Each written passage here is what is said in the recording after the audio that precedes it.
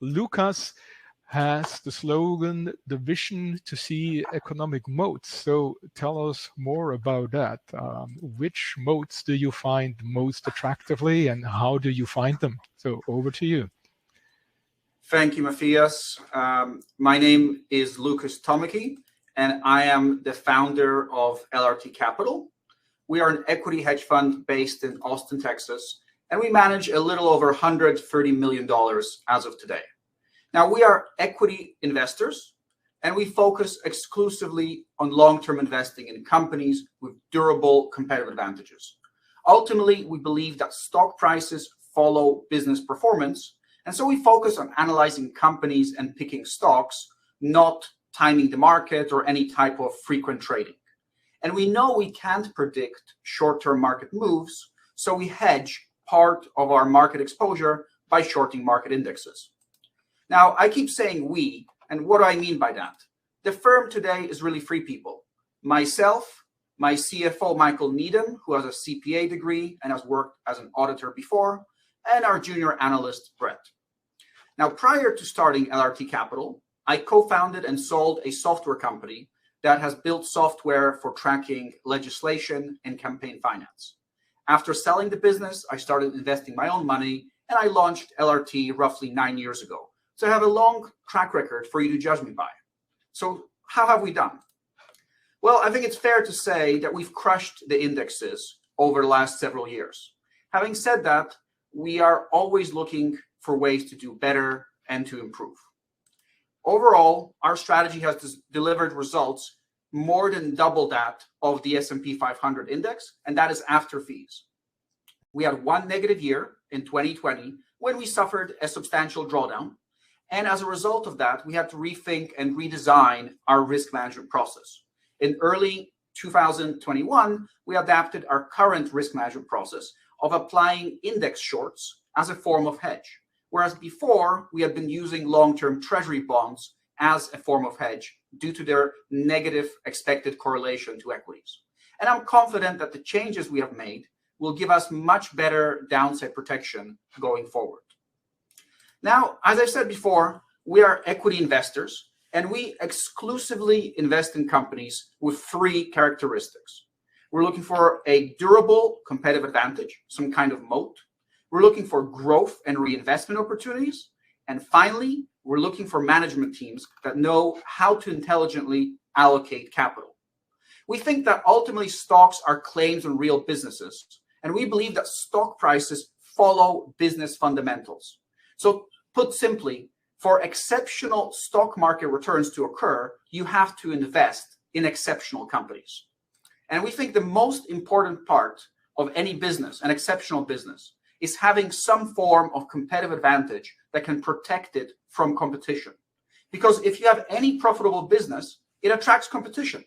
And without something to protect your business, the high profitability will be competed away. So we spend a lot of time analyzing businesses and analyzing a company's competitive position. This is the most important part of our investment process. So I want to go a little deeper onto this, a little into the weeds, if you will. We believe there's at least 4 types of competitive advantages out there, with some companies benefiting from having more than one of these. For example, the first one are just intangible assets, brands, patents, licenses, government approvals. So if things that inhibit competitive entry effectively. For example, if you've ever flown on an airplane, you might have noticed that all the seat belts on almost all the airplanes in the world look the same. And that's because they're all made by one company, AM Safe. That company has over 95% global market share. And the reason is because government certification requirements prevent new competitors from entering and keep the company's profits very, very high. A second type of competitive advantage are network effects. And those occur anytime more users joining a platform increases the value proposition to all the other users. So credit card networks are a common and obvious example. A credit card that works everywhere is very valuable. But other common examples include social networks or marketplaces or financial exchanges, things like eBay or Angie's List where you can hire contractors. A third type of competitive advantage comes from high switching costs. Switching costs arise anytime it's risky expensive, difficult, or time-consuming to change your providers. And this then leads to long-term customer relations, predictable revenue, and pricing power. Imagine if you're an architect and you spent your entire career using AutoCAD, which is made by a company called Autodesk. And if they raise prices by 5 or 10% in a given year, are you going to retrain yourself and change the software? Hell no. That's a form of switching cost. You pay your license fees pretty much every year. So switching costs can be a very powerful source of competitive advantage for a company. Lastly, some companies benefit from durable cost advantages related to their unique business process, or more commonly, scale. And this can be very powerful, but there's a lot of nuance to this as well, because the scale advantages occur at different levels. In some cases, it can be a country level if you're talking about national advertising. It can be a factory level if you're talking about auto manufacturing, or it can be local route density, for example. So if you think about UPS and FedEx with their enormous logistic infrastructures that they have built, effectively, there's been no one else that's been able to come in and compete against them.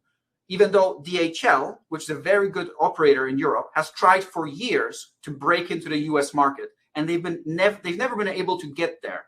They've never been able to establish the network density needed to achieve sustained profitability. So there's a lot of nuances there. So those are 4 types of competitive advantages that we focus on. We're looking for intangible assets, network effects, switching costs, and durable cost advantages. But frankly, having a moat by itself for a company is not enough if you can't grow and reinvest within that moat. If all you're doing is returning cash to shareholders, the moat doesn't actually add a lot of value to the business. And I would say that most US-based consumer staple companies fall into this category. They have these legacy moats, but they can't reinvest. And that's why their stocks have actually underperformed the market for more than a decade now.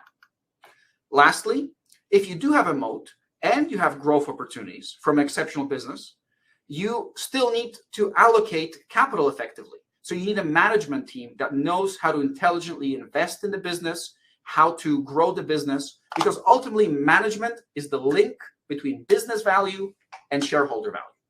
So in summary, we're looking for exceptional stock returns, which we believe come from exceptional business performance. And specifically, we're looking for strong competitive advantages, good management teams, and growth opportunities for those businesses. Now, I think we have a very well-defined investment process, and I think that's important to success. But what matters most is if that success can continue for many years into the future.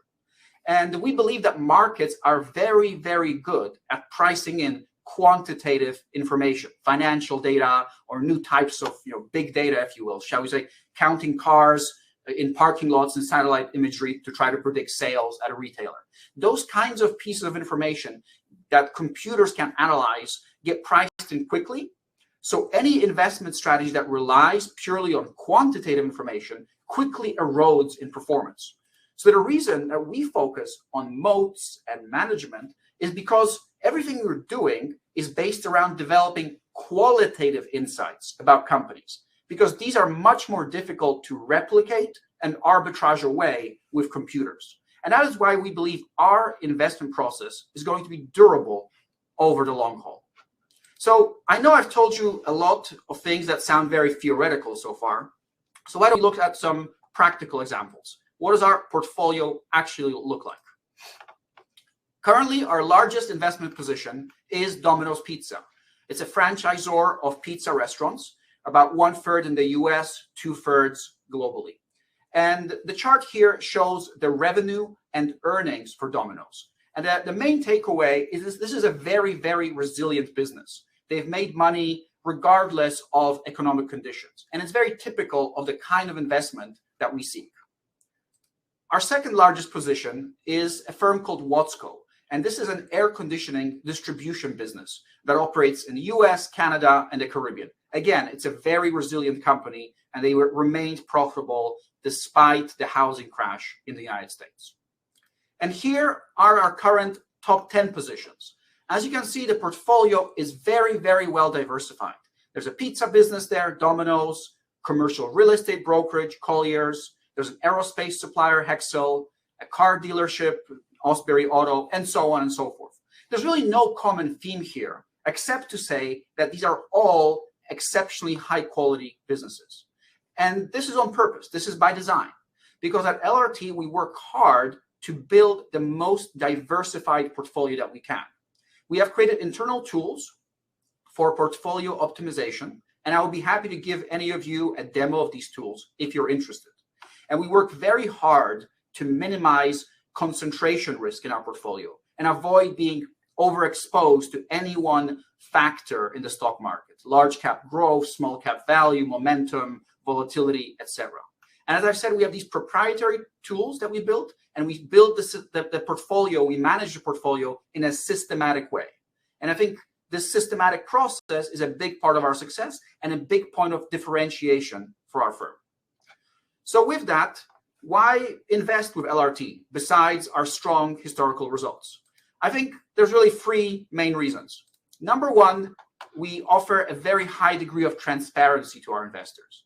So if you are a fiduciary for others and you need to report data to others, or you're simply curious, we give you a lot of information about our portfolio, our exposures, every single month. And you can also find all of this information in our monthly letters, which are available on our website. So you can go back and see what I said a year ago, 2 years ago, and how those things played out. So transparency is number one. You know what kind of risks we are taking. Secondly is liquidity. We have very investor-friendly terms compared to most hedge funds. There are no lockups, we have monthly liquidity, and we have a systematic strategy. So the risk and return profile that we offer doesn't change dramatically over time. And lastly, simplicity, I think. Our strategy is simple, although not easy. We are investing in stocks, we're focused on company fundamentals, we invest in things that we think we can understand, and we do our best to communicate to you, our clients, in a simple, jargon-free language every single month through our letters. We don't trade a lot, which leads to tax efficiency, and we don't invest in derivatives, take counterparty risks, or take other hard-to-understand risks in our portfolio. So in summary, we are working to identify and invest in high-quality companies for the long term, with good risk controls, and with a high degree of liquidity and transparency. And I believe that this repeatable and systematic process will lead to many more years of success ahead, and I hope you will all join us. Thank you for listening. Thank you for your time, and my contact information is on the screen, and I look forward to answering your questions.